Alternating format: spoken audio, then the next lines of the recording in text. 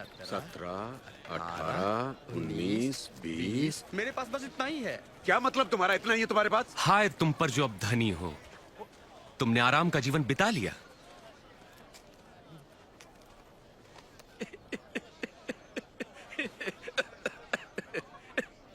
जो धनी ना बनना चाहे वो कोई पागल ही होगा। हाय तुम पर जो अब हंसते हो, तुम रोगे और विलाप करोगे। अफसोस जब लोग तुम्हारी बड़ाई करें, क्योंकि उनके पूर्वजों ने भी झूठे भविष्यवक्ताओं के लिए यही किया। पर मैं तुम लोगों से कहता हूं, शत्रुओं से प्रेम रखो, घृणा करने वालों का भला करो, जो श्राप दे उन्हें आशीष दो,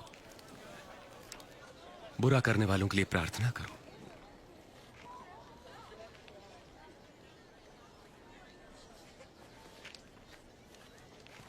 तुम्हारे एक गाल पर कोई थप्पड़ मारे तो उसकी ओर दूसरा भी फेर दो।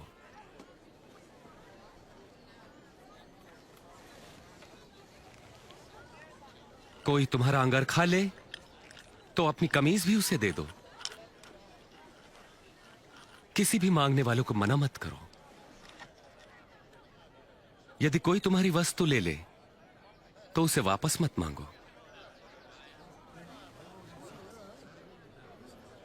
तुम वही करो जैसा व्यवहार तुम दूसरों से चाहते हो।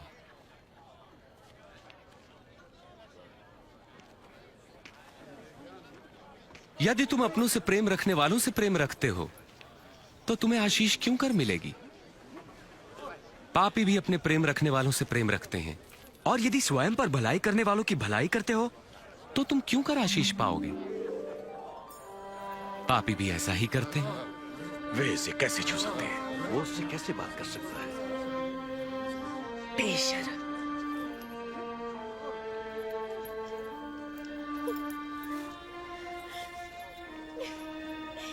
नहीं, शत्रुओं से प्रेम रखो, उनका भला करो, उधार देकर वापसी की आशा न रखो, तब तुम्हें बड़ा प्रतिफल मिलेगा। तुम परम प्रधान परमेश्वर की संतान ठहरोगे। वो दुष्टों और आभार न मानने वालों पर भी कृपालु है। दयावंत बनो जैसा तुम्हारा परम पिता दयावंत है। यीशु हमें बचाइए।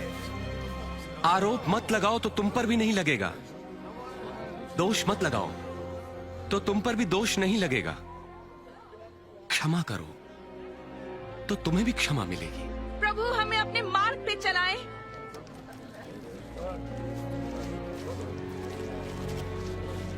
दो तो तुम्हें भी दिया जाएगा। जिस नाप से नापोगे उसी से तुम्हारे लिए भी नापा जाएगा। अंधा अंधे को मार्ग नहीं दिखा सकता। ऐसा करने पर दोनों ही गड्ढे में गिरेंगे। अपने भाई की आंख के तिनके को क्यों देखते हो जबकि अपनी ही आंख का लट्ठा नहीं देख पाते? प्रभु हमारा मार्गदर्शन करें। प्रभु हमें आपकी आवश्यकता है। धन्य है वो माता जिन्होंने आपको जन्म दिया और पाला। पर वे कितने धन्य हैं जो परमेश्वर का वचन सुनते और मानते हैं। मैं इस व्यक्ति को जानना चाहूंगा। तुम्हारा क्या ख्याल है, वे मसीह हैं?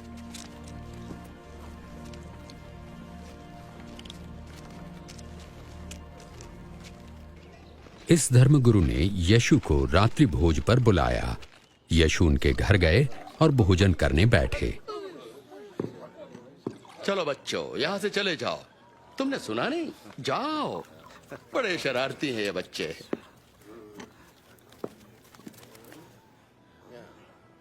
ये यहाँ क्या कर रही है? मुझे नहीं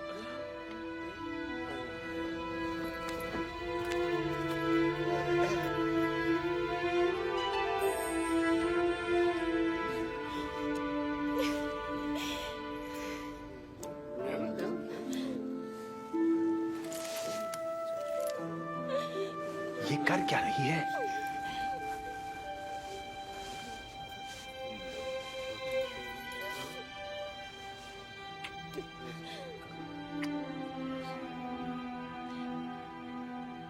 यदि ये मनुष्य सचमुच कोई भविष्यवक्ता होता तो जान लेता कि ये स्त्री कैसी है जो उसे छू रही है।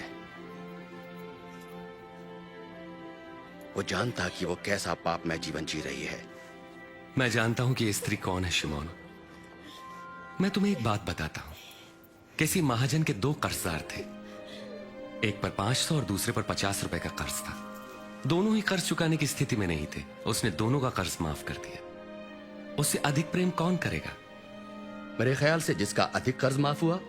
तुमने ठीक कहा। इस स्त्री को देखो। मैं तुम्हारे घर आया, तुमने मुझे पैर धोने के लिए पानी भी नहीं दिया, पर इसने आंसुओं से मेरे पैर धोकर अपने बालों से पोंछा। तुमने चुंबन से मेरा अभिनंदन नहीं किया, पर जब से मैं आया हूं तब से इसने मेरे पांव चूमना न छोड़ा।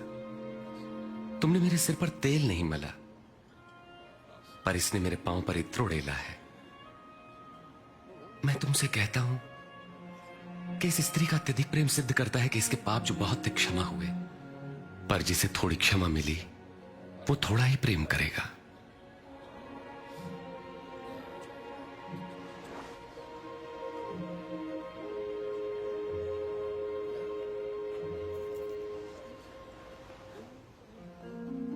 तुम्हारे पाप क्षमा हुए। तुम्हारे विश्वास में बचा लिया। शांति से जाओ।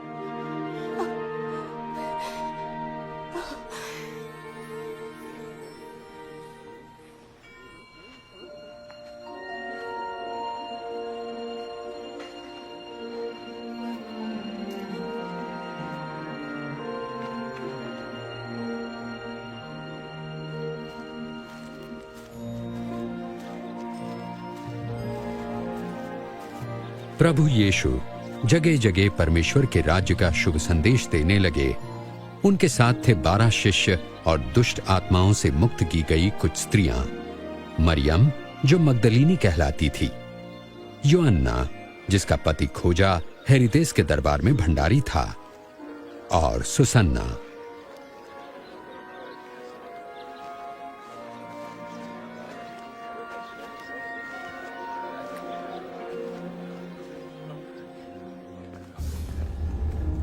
गलील के शासक हेरोदेस ने यूहन्ना बपतिस्मा देने वाले को बंदीगृह में डलवा दिया, क्योंकि यूहन्ना ने उसके द्वारा अपनी भाभी से विवाह की निंदा की थी। कहो। जब हम लोग नाइन नगर के द्वार पर पहुंचे, तब लोग एक अर्थी को लेकर जा रहे थे। मरा हुआ व्यक्ति एक विधवा का इकलौता पुत्र था। जब यीशु ने उस विधवा की तरफ देखा, उनका हृदय दया से भर उठा। उन्होंने कफन उठाया और कहा, ऐ नौजवान, मैं तुमसे कहता हूं उठो। और मरा हुआ युवक उठ बैठा। यीशु ने उसे उसकी मां को सौंप दिया। उनसे पूछो, क्या आप वही हैं जिनके आने के विषय में यूहन्ना ने प्रचार किया था, या फिर हम किसी और की प्रतीक्षा करें?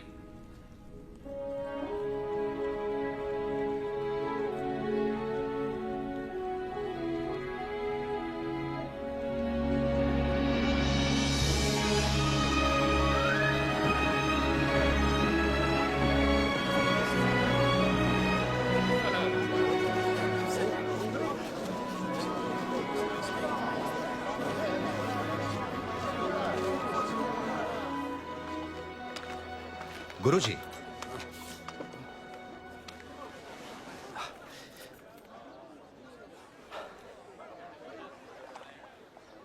गुरुजी, यूहन्ना बपतिस्मा देने वाले ने हमें ये पूछने भेजा है, क्या आप वही हैं जो आने वाले थे, या हम किसी और के आने की प्रतीक्षा करें? जो कुछ तुमने देखा और सुना जाकर यूहन्ना से कहो। अंधे देख सकते हैं, लंगड़े चल सकते हैं। धन्य हैं वे लोग जो मुझ पर संदेह नहीं करते।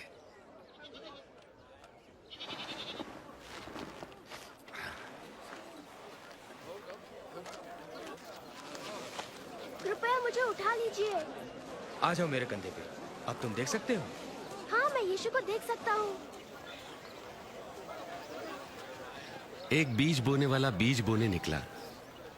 बोते हुए कुछ बीज मार्ग के किनारे गिरे और रौंद डाले गए, और पक्षियों ने उन्हें चुग लिया। और कुछ पथरीली भूमि पर गिरे। जब वो उगे तो पानी न मिलने के कारण वे सब मुरझा गए। और कुछ झाड़ियों के बीच में गिरे। झाड़ियों ने साथ साथ बढ़कर उन्हें दबा दिया। परंतु कुछ बीज अच्छी भूमि पर गिरे और सभी पौधों ने उगकर फल दिया।